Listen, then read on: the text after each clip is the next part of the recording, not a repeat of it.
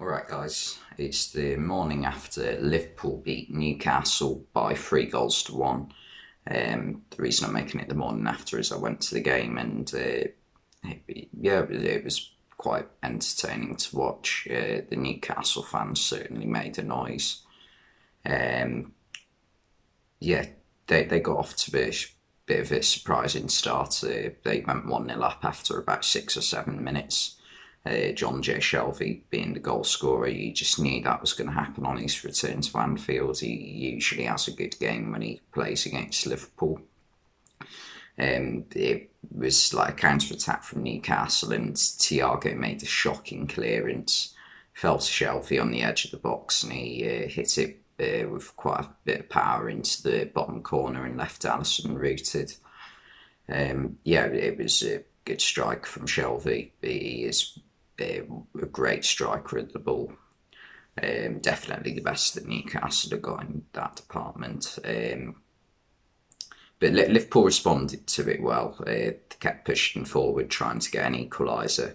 However, there was a bit of controversy with the equaliser because it came from a corner where Ibrahima Konate collided with a Newcastle player and sent him down. And the player, I'm not even sure if he was holding his head, but he was like he'd fallen like quite badly on his arm or something. Well, it can't have been that bad because he continued to play on for the full game. I think it was Fabian Schär, and he stayed down. But Liverpool continued. Trent, no, was it Trent? No, Sadio Mane. Mane crossed it into Jota at the back post. He headed it. Carl saved it, but it fell to him again, and he managed to just about get it above Carl and into the net to equalise. And obviously, some of the Newcastle players were complaining. But if it wasn't a head injury, I don't think you can really complain that much because the rules are the rules. Continue unless it's a head injury. Yeah, and Liverpool followed that up straight away with a poor back pass from John Joe Shelvey. It just didn't look where his defender was. Sadio Mane intercepted it, but it sort of fell over, stumbled a bit as he got his shot off. The keeper saved it, but Salah got the rebound. And Salah now has a ridiculous statistic. I think he's either equalled or passed Jamie Vardy's record of the most games consecutively with a goal contribution in them, so a goal or assist. He's on 15, I think, or 16, which is ridiculous. I think that goes all the way back to the 2-0 win against Burnley at the start of the second game of the season. He's just ridiculous. Like, he's got to be player of the season this year.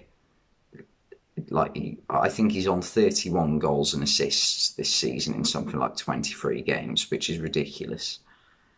They're like Lionel Messi numbers. But yeah, it was a decent finish from Salah, fairly easy though, for his standards. And that made it 2-1 at half time. On the touchline though, because I was sat right behind the away bench, Eddie Howe, and I'm assuming it's his assistant, just didn't shut up or sit down the full game. Just constantly rabbiting at the fourth official.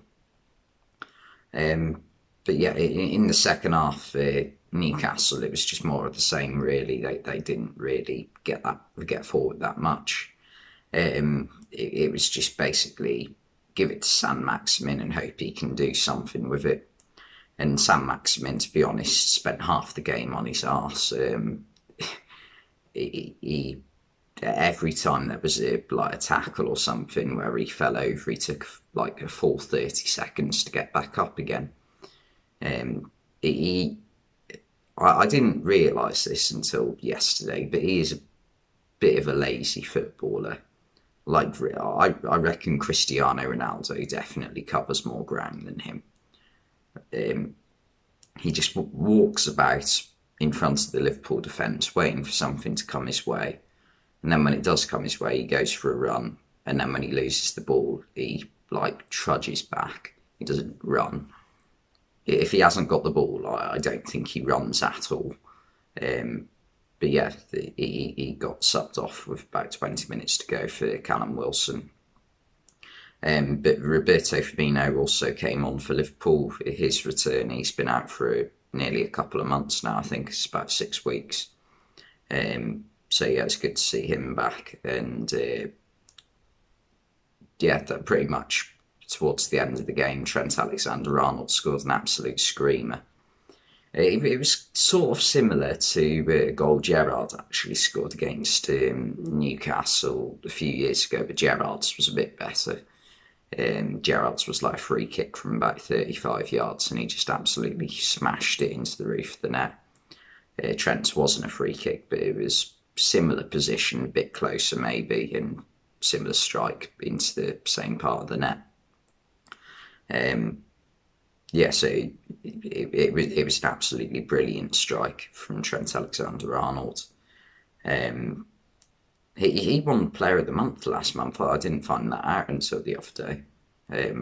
But he did have a really good month last month. Yeah, pretty much it. Finished 3-1, and yeah, Liverpool another win. Newcastle another 3 points dropped, and getting a bit closer to relegation, I guess. And then again, a loss away at Liverpool ain't really that bad a result, is it?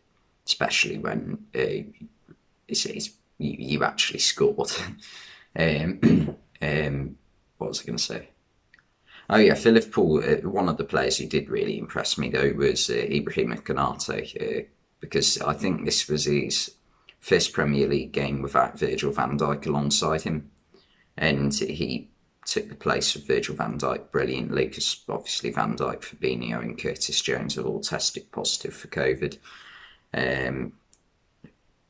But yeah, he did brilliantly. Any time Sam Maximin ran forward with the ball, he dealt with it really well. And also Trent, as I said, had a brilliant game as well. He made a great tackle right at the end to stop Matt Ritchie from potentially scoring. And this really annoys me when people say Trent can't defend. It's the most lazy stereotype I think I've ever heard in football.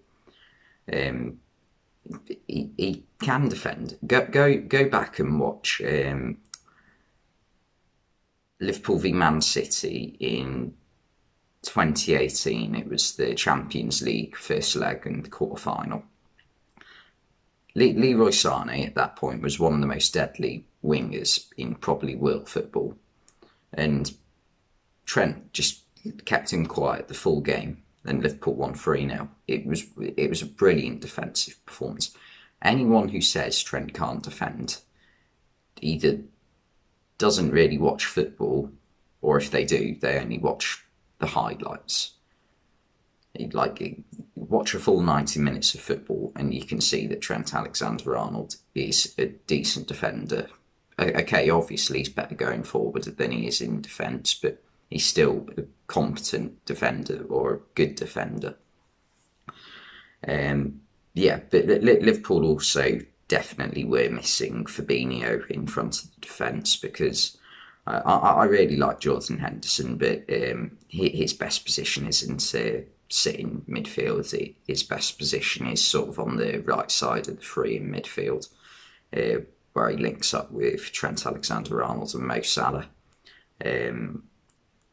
Yeah, and he just doesn't give the same solidity that Fabinho does give. However, a player who did have a poor game was Thiago Alcantara. It definitely wasn't one of his better ones in a Liverpool shirt. He's been really good recently though, but last night he had a bit of a crap game. It just gave the ball away far too much. But yeah, that's pretty much all I can think of that I've got to say. So thanks for watching, and I'll see you next time.